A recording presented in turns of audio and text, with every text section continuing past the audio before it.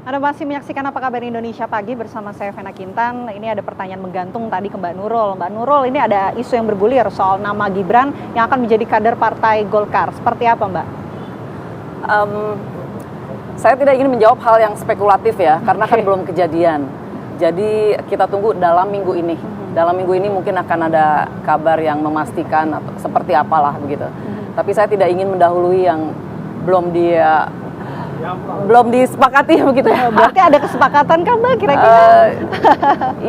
Iya, kita tunggulah. Saya nggak ingin spekulatif dan mendahului ketua umum yang I don't know. Nanti aja kita lihat.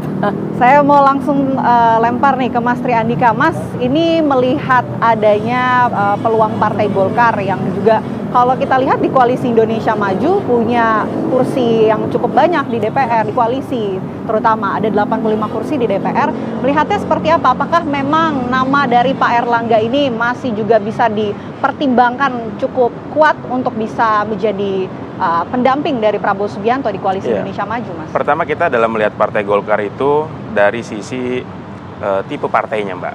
Pertama, Partai Golkar bukan partai yang tertutup gitu ya, atau yang sangat bergantung pada salah satu figur tertentu. Jadi Golkar ini merupakan partai yang sudah sangat modern, sangat besar dan punya rekam jejak yang luar biasa di dalam pemerintahan gitu ya. Sehingga siapapun pemerintahnya, kita sering mendengar ada gium seperti itu, pasti membutuhkan Golkar. Jadi kekuatan Golkar itu bukan hanya di kursinya, tapi juga di dalam pengalaman memanage pemerintahan. Penetrasi Golkar itu bukan hanya sekedar anggota kadernya, tetapi jejaring birokrasi, jejaring bisnis itu sudah dikuasai oleh Golkar, karena Golkar punya pengalaman yang sangat panjang dalam perpolitikan Indonesia. Itu yang pertama. Yang kedua, Golkar beda dengan partai lainnya yang kalau dalam perusahaan itu partai yang sudah sangat terbuka. Jadi ini partai yang sudah go public, Mbak Nurul. Meskipun Pak Erlangga Hartarto sebagai ketua umum ya, dan memegang mandat yang tadi Mbak Nurul sampaikan dalam menentukan dengan siapa kita harus berkoalisi, dengan siapa capres yang kita dukung, tetapi keputusan finalnya itu harus dikonsultasikan dengan seluruh pemegang saham.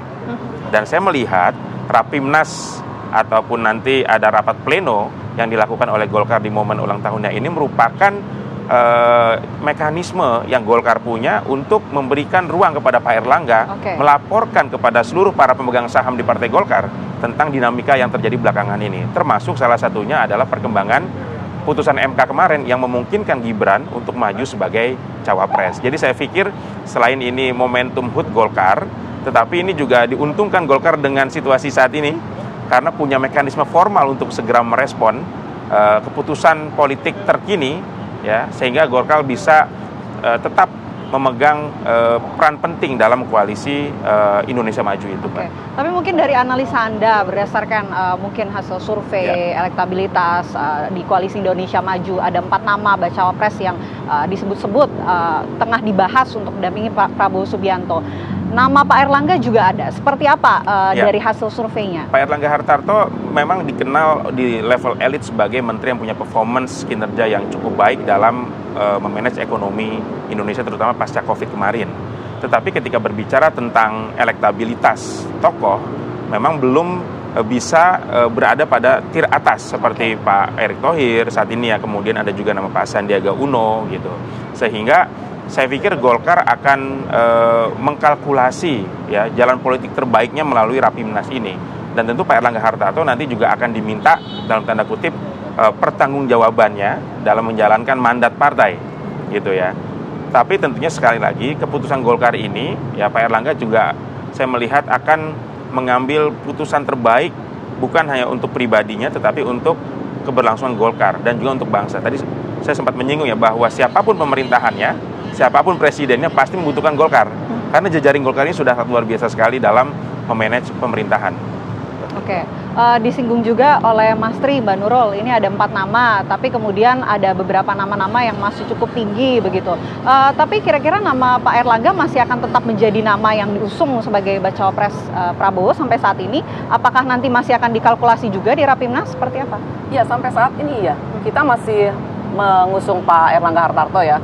Walaupun tadi dikatakan bahwa secara elektabilitas itu beliau tidak populis begitu ya. Namun kan kita tahu bahwa sebagai teknokrat dan kemudian skillnya sendiri sebagai di Menteri Perekonomian ini, beliau sudah terbukti lah sangat mumpuni dan bisa menjaga perekonomian Indonesia tidak masuk ke dalam jurang krisis begitu.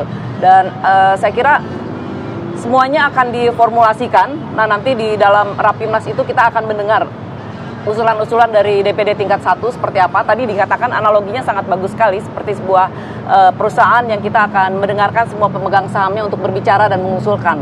Jadi kita lihat nanti pada hari Sabtu keputusannya seperti apa, pandangan umumnya, kemudian hasil dari pandangan umum itu kita akan umumkan begitu. Ya. Oke. Di Koalisi Indonesia Maju, Mbak, ini kan kita sudah dikejar waktu, besok sudah mulai pendaftaran Capres dan juga Cawapres. Sejauh ini pembahasannya sudah seperti apa? Apakah belum ada penetapan nama bacawa pres yang juga belum disepakati? Kapan kira-kira akan segera dideklarasikan? Kita masih punya waktu sampai tanggal 25 ya, 19 sampai 25. Saya kira bisa saja di menit-menit terakhir sebelum tanggal 25 atau bahkan di tanggal 25-nya. Karena banyak partai koalisi yang terlibat kan, seperti PAN juga, dia punya calon juga, kami jelas. Nah, nanti akan jelas dibicarakan, kemudian kerucutkan begitu ya, akan kemana sesuai dengan kesepakatan semua.